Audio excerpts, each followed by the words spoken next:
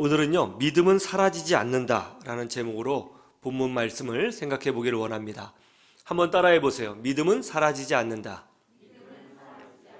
믿음은 사라지지 않는다. 지금 그 사회적 거리두기 4단계죠. 수도권에서 공부하는 우리 자녀들은 약 1년 6개월 동안 거의 제대로 된 교육을 받지 못했습니다. 학기로 따지면 무려 3학기예요. 짧은 시간이 아니죠. 지금 수도권 지역의 학부모들의 가장 큰 고민이 바로 여기에 있죠. 자녀들의 학력 저하. 이것이 가장 큰 고민입니다. 그런데 특별히 믿음의 부모들은 학력 저하도 걱정이지만 자녀들의 믿음을 걱정하고 있습니다. 아이들이 스마트폰을 보면서 예배를 드려요.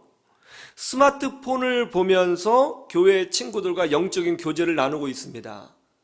컴퓨터 화면을 통해서, 태블릿 PC 화면을 통해서 하나님의 은혜를 누리는 법을 배워가고 있어요. 이런 과정을 통해서 우리 자녀들이 혹시 믿음을 잃어버리지 않을까?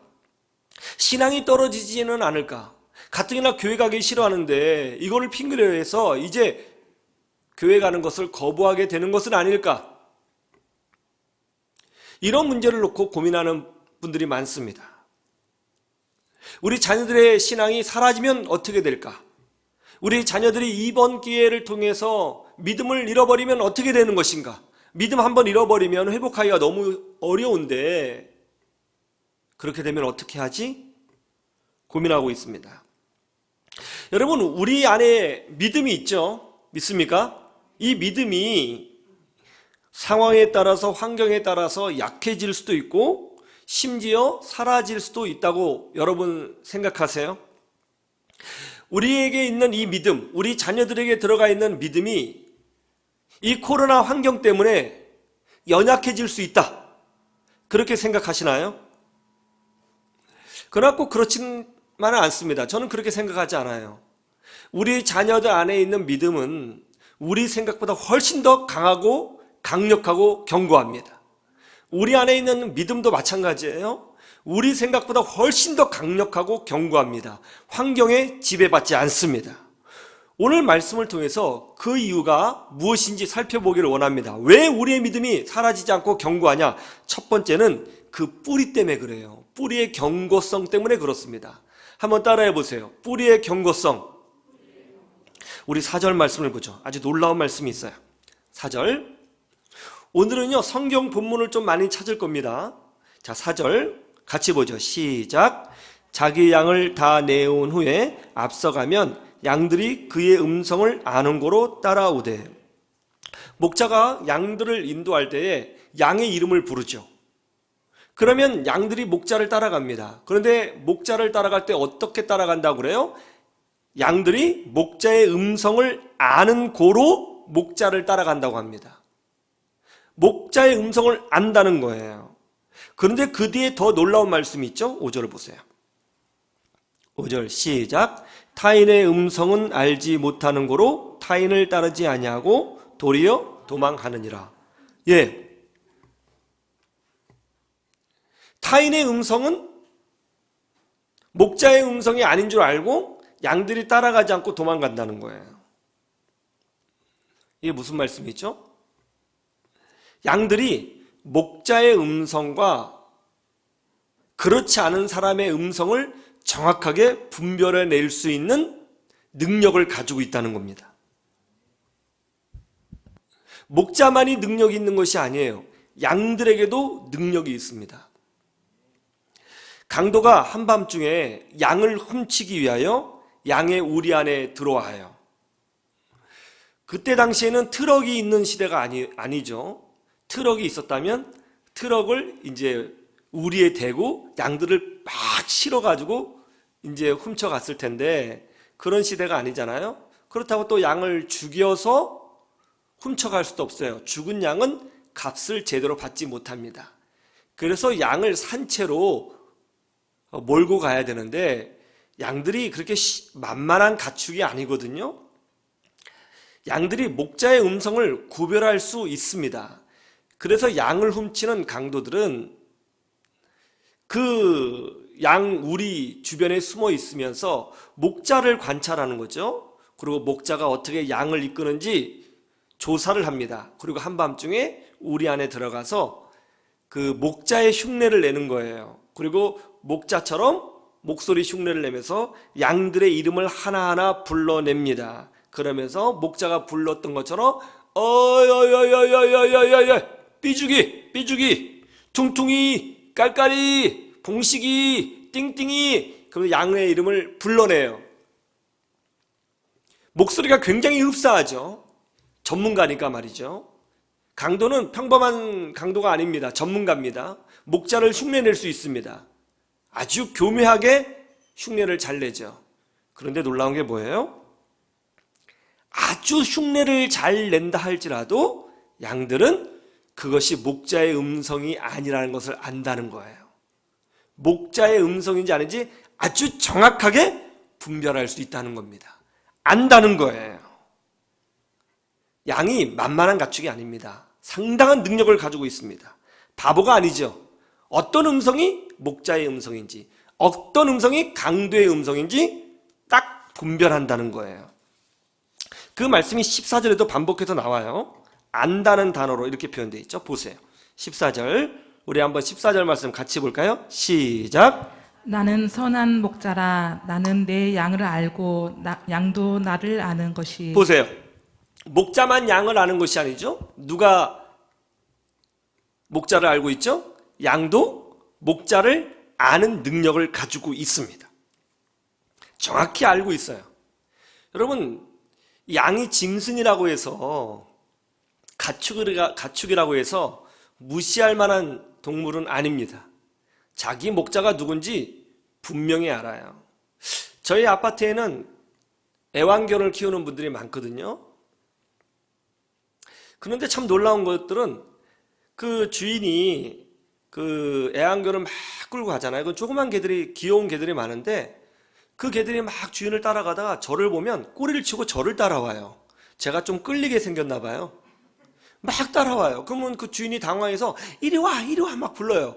그럼 저도 불러요. 그럼 저를 따라와요. 한 몇 마리 필요하신 분들은 저한테 말씀하시면 제가 구할 수 있을 것 같더라고요. 그런데 양은 그렇지 않습니다. 양은 절대로 따라가지 않는다는 거예요. 양들은 어떻게 목자의 음성을 딱 알 수 있는 능력을 소유하게 되었을까요? 우리도 신앙생활하면서 어느 것이 하나님의 음성인지, 어느 것이 마귀의 음성인지, 어느 것이 주님의 음성인지, 어느 것이 세상의 음성인지 분별하지 못할 때가 많지 않아요? 그런데 양은 딱 안다는 거예요. 어떻게 이런 능력을 소유하게 되었을까요?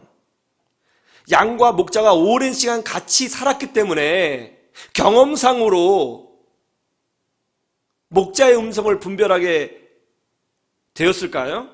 아니면 목자가 양을 훈련시켜서 양이 어떤 것이 목자의 음성인지 강도의 음성인지 딱 알아들을 수 있는 능력을 소유하게 되었을까요? 우리는 오늘 말씀을 해석하기 위해서는 먼저 알다라는 단어의 의미를 정확히 알아야 됩니다. 안다, 알다. 요한복음에서는 이 알다라는 단어가 아주 특별한 의미를 가지고 있는 단어예요. 그걸 해석해야 본문 말씀이 이해가 되는 거예요. 한번 보죠. 요한복음 17장 3절.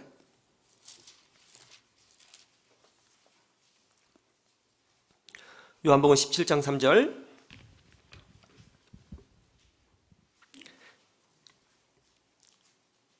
같이 볼까요? 시작. 영생은 곧 유일하신 참 하나님과 그가 보내신 자 예수 그리스도를 아는 것이니이다. 자, 보세요.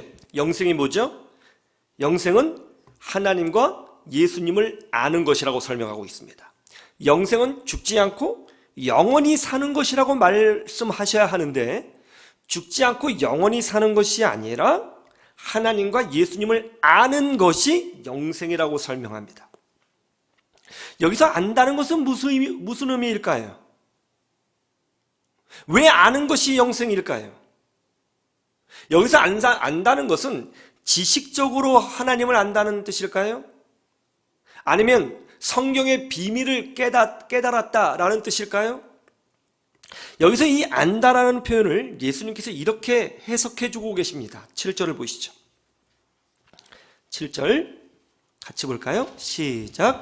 지금 그들은 아버지께서 내게 주신 것이 다 아버지로부터 온 것인 줄을 알았나이다. 여기서 안다는 단어가 또 등장하죠. 그러니까 예수님의 제자들은 예수님이 가지고 계신 것들, 예수님이 어디에서 오셨는지, 예수님이 어떤 분이신지 하는 것을 다 안다는 거예요. 즉 17장 3절에 있는 바와 같이 하나님과 예수님을 알게 되는 것이죠. 그러면서 예수님이 8절에 이렇게 설명하십니다. 8절 같이 보죠. 시작. 나는 아버지께서 내게 주신 말씀들을 그들에게 주었사오며 그들은 그것을 받고 내가 아버지께로부터 나온 줄을 참으로 아오며 아버지께서 나를 보내신 줄도 믿었사옵나이다. 여기 보세요. 그들이, 양들이, 제자들이, 하나님의 백성들이 예수님이 하나님께로부터 나오신 분이시라는 것을 알았다고 설명하고 있습니다. 양들이 목자가 어디에서 나오신 분이시라는 것을 안다는 거예요. 그리고 똑같은 표현으로 뒤이어서 뭐라고 표현하고 있죠? 그들이 양들이, 백성들이 예수님이 하나님께로부터 나오신 분이라는 것을 믿었다라고 표현합니다. 무슨 말이에요? 요한복음에서는 안다라는 표현은 곧 믿었다라는 표현과 동격입니다. 믿음과 안다는 것은 같은 단어인 겁니다. 그래서 에베소서 4장 13절에서 이렇게 설명하고 있죠. 믿음과 안다는 것이 같은 의미이기 때문에 한번 찾아보세요. 에베소 4장 13절.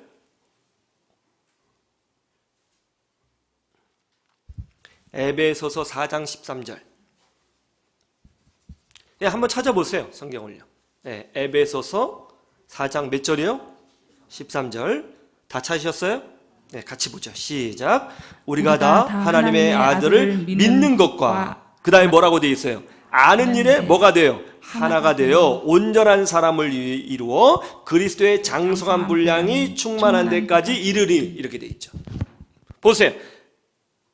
하나님의 아들을 믿는 것과 아는 일이 같은 뜻이에요. 그러니까 지식적으로 하나님을 깨닫는 것이 다르고 하나님을 믿는 것, 예수님을 깨닫는 것이 다르고 예수님을 믿는 것이 다른 것이 아니라 요한복음에서는, 성경에서는 안다라는 표현은 그 무슨 뜻이라고요? 믿는다의 다른 표현인 거예요. 그런데 이 믿음, 즉 목자를 아는 것, 목자의 음성을 아는 것은 어떻게 소유하게 되는 것일까요? 어떻게 이 믿음을 소유하고 어떻게 목자의 음성을 아는 능력을 소유하게 되는 것일까요? 요한복음 14장 7절 찾아보죠. 여기도 또 안다는 단어가 나와요. 요한복음 14장 7절. 요한복음 14장 7절 같이 보죠. 시작. 너희가 나를 알았더라면 내 아버지도 알았으리로다. 이제부터는 너희가 그를 알았고 또 보았느니라. 네, 예수님께서 신앙의 핵심이 하나님을 아는 것이고 예수님을 아는 것이라고 설명하십니다. 그러자 빌립이 엉뚱한 질문을 하죠. 그러면 하나님 아버지를 우리에게 보여주십시오. 그러자 예수님께서 이 아는 것에 대하여 이 능력은 사람의 능력으로 보는 것으로 말미암는 것이 아니라 성령의 능력으로 된다는 것을 설명해 주십니다. 16절 17절 이렇게 돼 있죠. 자, 16절 17절 시작. 내가 아버지께 구하겠으니 그가 또 다른 생사를 보혜사를 너희에게 주사 영원토록 너희와 함께 있게 하리니 그는 진리의 영이라. 세상은 능히 그를 받지 못하나니 이는 그를 보지도 못하고 알지도 못함이라. 그러나 너희는 그를 아나니 그는 너희와 함께 거하시며 또 너희 속에 계시겠음이라. 예. 예수님께서 보혜사 성령님을 말씀하시죠. 즉 보혜사 성령님이 어떤 분이시라고 그래요? 진리의 영이라는 거예요. 진리의 영. 무엇이 옳은지 그른지를 분별할 수 있는 능력, 어떤 것이 목자의 음성이고 어떤 것이 목자의 음성이 아닌 줄을 분별할 수 있는 능력, 진리의 영. 그 진리의 영이 우리에게 오십니다. 그 진리의 영이 우리 안에 계셔서 분별의 능력을 주십니다. 알게 하십니다. 믿음을 주십니다. 여러분, 믿음은요, 우리가 목자의 음성인지 아닌지 분별할 수 있고 아는 능력은요, 믿음, 아는 것, 이것은 사람의 능력이나 어떤 훈련을 받아서 생기는 것이 아니라 성령님이 주시는 겁니다. 성령님이 주시는 거예요. 그래서 26절에 이렇게 되어 있죠. 제가 읽어볼게요. 보혜사 곧 아버지께서 내 이름으로 보내실 성령, 그가 너희에게 뭐라고 되어 있어요? 모든 것을 가르치시고 내가 너희에게 말한 모든 것을 어떻게 해요? 생각나게 하리라. 보혜사 성령이 오세요. 언제 오실까요? 예수님의 역할을 대신하기 위해서 오시는 분이시니까 성령님은 예수님이 떠나가시자마자 오셔야 되는 거죠. 빈자리가 없어야 되니까. 그렇죠? 여기에 대해서 로이드 존스 목사님은 예수님께서 요한복음을 인용하셔서 예수님께서 계실 때에, 이 땅에 계실 때 인수인계 기간을 포함해서 미리 이 땅에 오셨다라고 얘기하고, 보통 신학자들은 사도행전에서 오순절 성령의 역사를 통해서 그때 성령이 오셨다 이렇게 이야기를 합니다. 왜냐하면 빈 공간이 있으면 안 되거든요. 예수님 다음에 바로 오셔야 돼요. 어쨌든 성령이 오셔서 우리 안에 내주하심으로 우리에게 믿음이 생기고 성령의 능력으로 누가 주님이신지를 분별하고 누가 목자이신지를 분별한다는 거예요. 그래서 고린도전서 12장 3절에 이렇게 결론을 냈죠. 한번 찾아보세요. 고린도전서 12장 3절.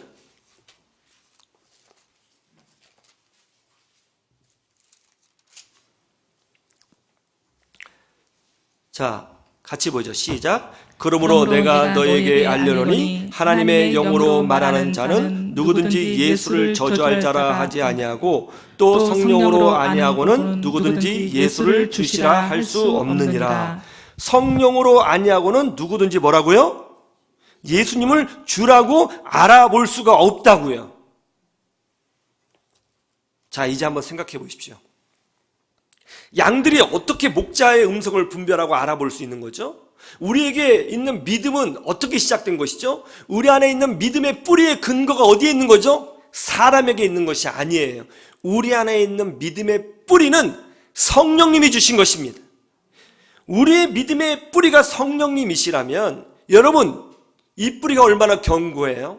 이 뿌리가 약하겠어요? 우리 자녀들 안에 있는 믿음의 시작이 뿌리가 성령님이시라면 그깟 코로나 기간에 비대면으로 예배 몇 개월 드렸다고 해서 신앙의 뿌리가 성령님이신데 우리 자녀들의 신앙이 흐려지겠어요? 사라지겠어요? 연약해지겠어요?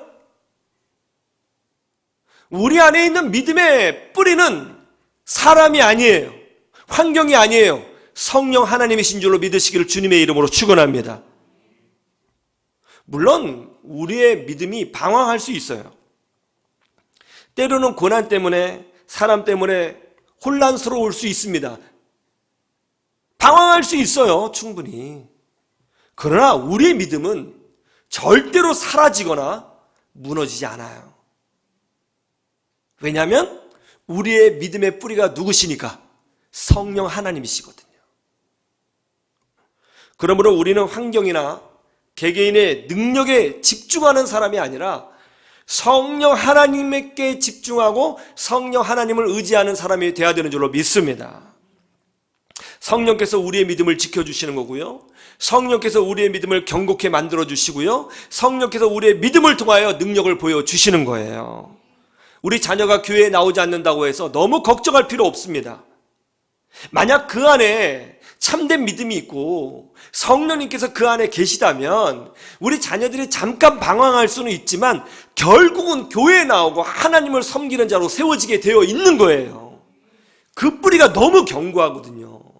어떤 누구도 흔들 수가 없는 거예요. 남편이 교회에 나오지 않는다고 해서 절망할 필요 하나도 없습니다. 왜요? 만약 남편이 참된 믿음을 가지고 있고 그 안에 성령의 은혜가 있다면, 이게 전제예요.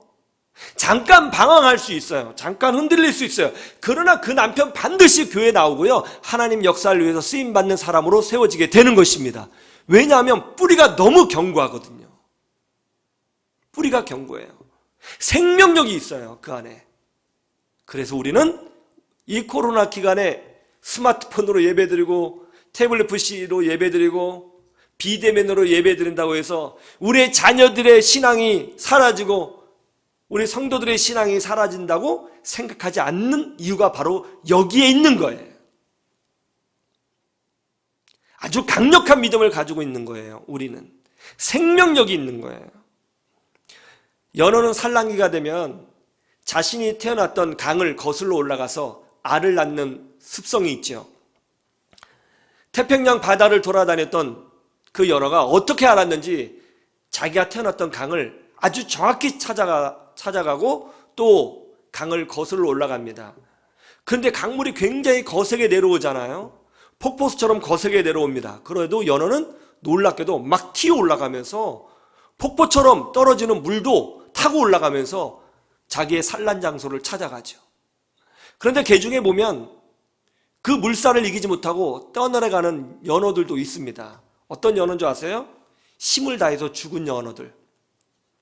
죽은 연어들은 물살에 떠내려갑니다. 그런데 죽지 않고 생명이 있는 연어는 절대로 떠내려가지 않고 폭포수 같은 물길도 뚫고 올라갑니다. 여러분, 우리 안에 있는 믿음은 강력한 성령의 생명을 가진 믿음이에요. 세상에 떠내려가지 않습니다. 거슬러 올라갑니다. 이 환경에 지배당하지 않습니다. 반드시 승리하게 되는 것입니다. 우리 안에 있는 믿음이 이런 것입니다. 성령의 능력을 의지하시고 자신감으로 승리하시기를 주님의 이름으로 축원합니다. 두 번째, 왜 우리의 믿음이 흐려지지 않느냐, 사라지지 않느냐? 관계의 견고성 때문에 그런 거예요. 관계의 견고성. 발음이 힘드네요. 한번 따라해 보세요. 관계의 견고성. 우리 요한복음 10장 15절.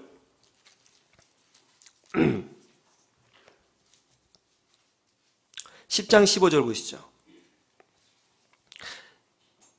양과 목자의 관계를 이렇게 표현합니다. 10장 15절 같이 볼까요? 시작. 아버지께서 나를 아시고 내가 아버지를 아는 것 같으니 나는 양을 위하여 목숨을 버리노라. 목자 되신 예수님과 우리의 관계를 설명하고 계세요. 목자 되신 예수님과 우리의 관계가 어느 정도라고 그래요? 성부 하나님과 성자 예수님이 서로 아시고 관계를 맺으시고 서로 사랑하시는 것과 똑같다는 거예요. 놀랍지 않아요?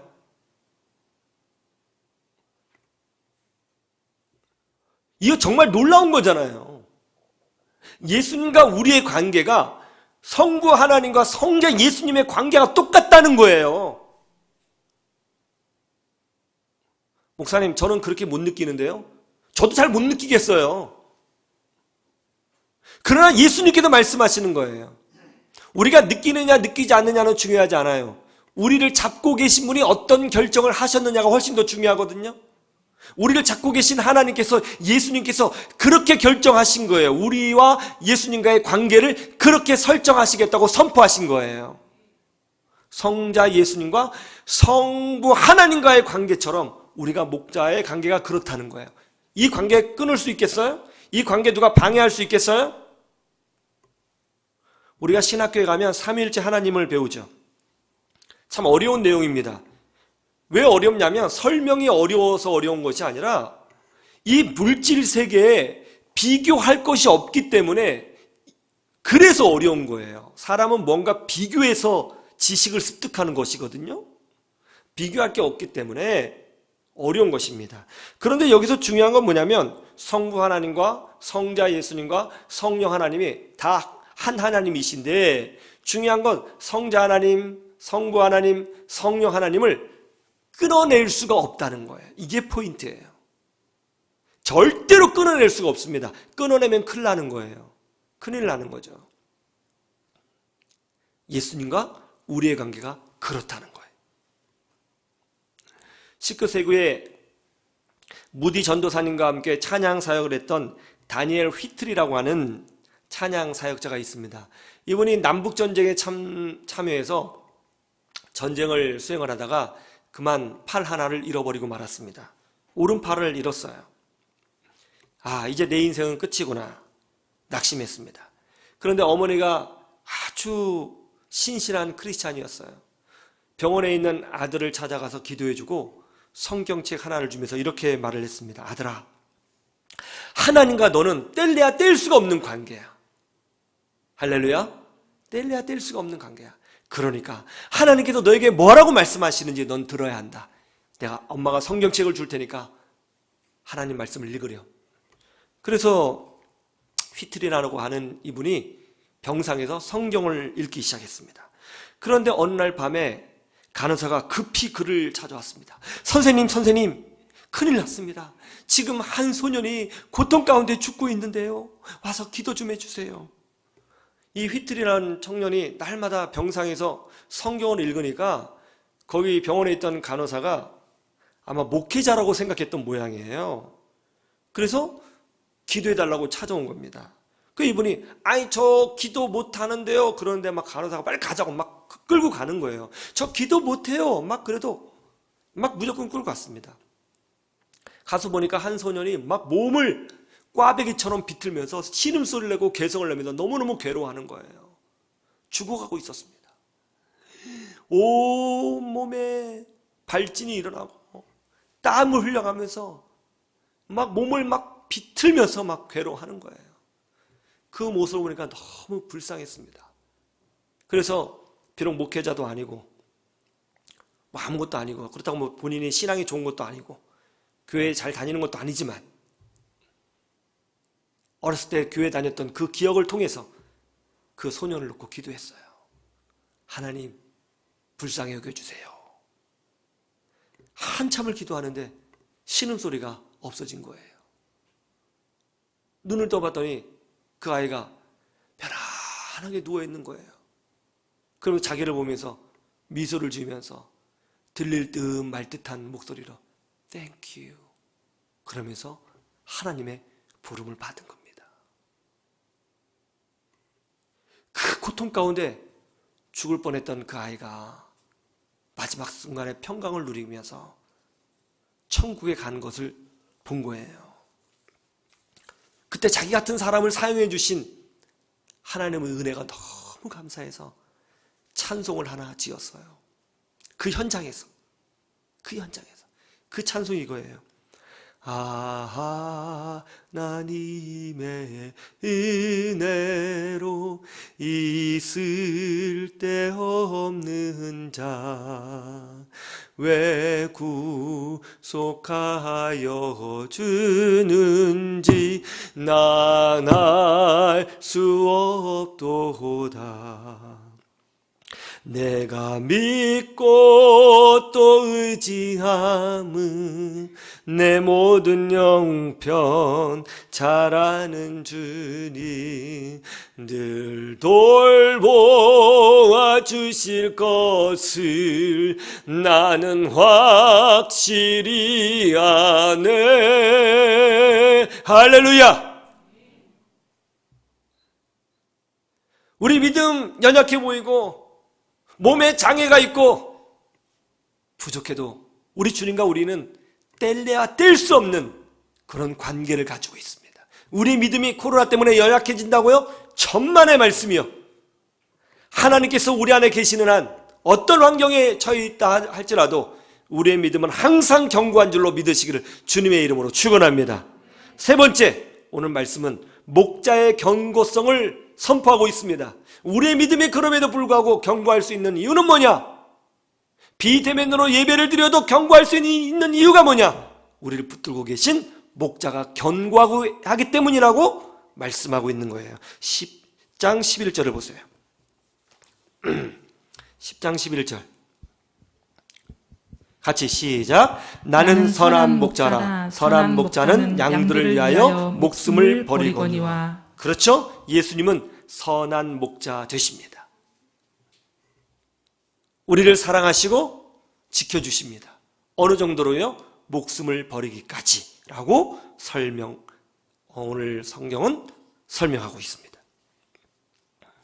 우리 자녀들의 믿음이 왜 이 코로나 기간에도 흐려지지 않느냐? 목자 대신 예수님께서 붙들고 계시기 때문입니다. 우리의 믿음이 왜 항상 견고할 수밖에 없느냐? 물론 방황은 있다고 했어요. 그럼에도 불구하고 견고할 수밖에 없느냐? 참된 믿음은 흔들리지 않습니다. 왜 그러느냐? 목자가 좋기 때문입니다. 목자가 견고하기 때문이라고 성경은 말씀하고 있는 거예요. 소망의 기도 시간에 한 권사님으로부터 전화 상담을 받았습니다. 권사님, 기도 제목이 뭐지요? 아이고 목사님, 우리 큰아들을 위해서 기도해 주세요. 예, 권사님, 아드님을 위해서 기도해 달라고요? 어떤 기도를 해드릴까요? 아유 목사님, 큰일 났어요. 우리 아들이 청년 때는 교회를 잘 다니고 신앙생활도 잘했는데 글쎄 결혼하고 나서부터 교회도 안 다니고 뭐 제사 드린다고 그러고 아이고 어떻게 해요 목사님. 예, 큰일 났어요 목사님. 우리 아들이 믿음이 돌아와야 되는데 목사님 기도해 주세요. 제가 우리 아들한테 며느리한테 가정예배 드리라고 그랬는데 그것도 안 하고 아이고 어떻게 해요. 막 그렇게 막 말씀하시는 거예요. 그래서 제가 그랬습니다. 권사님, 절대로 걱정하지 마세요. 아드님 안에 있는 믿음은요, 권사님과 제가 생각하는 것보다 훨씬 더 강력합니다. 이 믿음 절대로 없어지지 않아요. 아드님 안에 있는 믿음이 참 믿음이라면 이 믿음이 반드시 능력을 나타낼 것입니다. 왜냐하면 이 믿음은 성령 하나님이 붙잡고 계시거든요. 권사님 걱정하지 마세요. 지금 당장 아드님 교회 안 나오고 또 그 가정이 신앙생활 안 한다고 해서 걱정하지 마세요. 하나님 붙들고 계세요. 하나님 역사하고 계세요. 반드시 아들 믿음 회복됩니다, 권사님. 아멘. 그렇게 답변하시더라고요. 여러분, 제가 이렇게 자신감 있게 말할 수 있는 이유가 뭐예요? 예언의 은사가 있기 때문에 그런 것이 아닙니다. 저는 그 권사님의 아들을 만나본 적이 없어요. 그리고 뭐 상담 내용을 들어봐서는 좀 절망적이긴 해요. 제사까지 드린다고 하니까 정말 믿음을 떠나버렸나? 그런 생각도 듭니다. 그럼에도 불구하고 제가 이렇게 자신감 있게 선포할 수 있는 이유는 뭐예요? 방송에서까지 나와서 선포할 수 있는 이유는 뭐예요? 그 아들을 믿기 때문이 아니라 그 아들을 붙들고 계신 예수님이 누구신지 알기 때문에 선포하는 거예요. 성경에 보면 우리 예수님, 우리 하나님은 택하신 백성을 한 명도 잃어버리신 적이 없어요. 반드시 지켜내셨고 구원하셨고 이끌어 주셨습니다. 우리를 붙들고 계신 하나님은 실수가 없으신 하나님이에요. 그런데 많은 분들이 하나님을 걱정해줘요. 하나님을 왜 걱정해줘요, 우리가? 우리가 걱정스러운 거죠. 하나님은 전능하신 분이세요. 왕 중에 왕이신 분이십니다. 역사의 주관자가 되십니다. 실수가 없으신 분이에요. 그분이 여러분을 붙들고 계시는 거예요. 우리 자녀들을 붙들고 계시는 거예요. 많은 분들이 코로나 때문에 우리 자녀들의 믿음이 무너질까 걱정하고 있습니다. 여러분, 성령 하나님이 주신 믿음이고 우리 예수님이 목자가 되셔서 지금도 붙들고 계십니다. 우리의 믿음은 절대로 사라지지 않습니다. 참된 믿음의 자녀들은 그 안에 전능하신 성령 하나님이 내주하고 계시기 때문에 중간에 방황은 있을 수 있겠지만 반드시 다시 돌아오며 그 믿음의 능력으로 하나님의 영광을 드러내는데 쓰임받게 되는 것입니다. 우리 하나님 살아계십니다. 능력의 하나님이 되십니다. 이 하나님이 저와 여러분과 함께하고 계십니다. 이 믿음으로 승리하시기를 주님의 이름으로 축원합니다. 축원합니다.